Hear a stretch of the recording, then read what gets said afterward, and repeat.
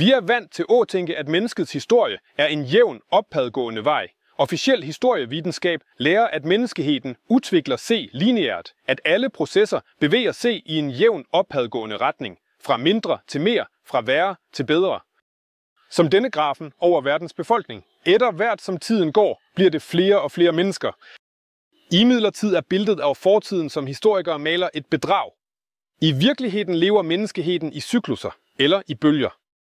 Processer går opover og falder der ned, så op igen og ned igen.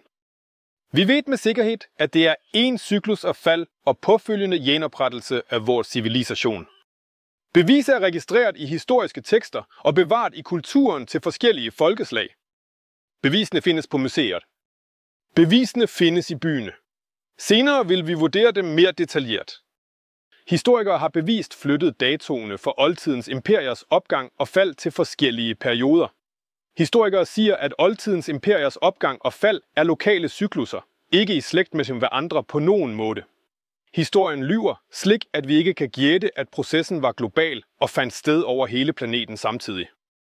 Når processer er cykliske, betyder det, at tidligere hændelser kan gentages i fremtiden med høj grad af sandsynlighed.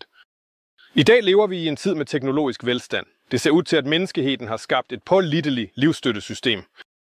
Men hvis du ser på fortiden som en bølge, opstår et alarmerende spørgsmål. Hvor er vi i cyklusen nå? På vej op eller på toppen? Hvad sker videre? Jævn nedgang eller kraftig kollaps?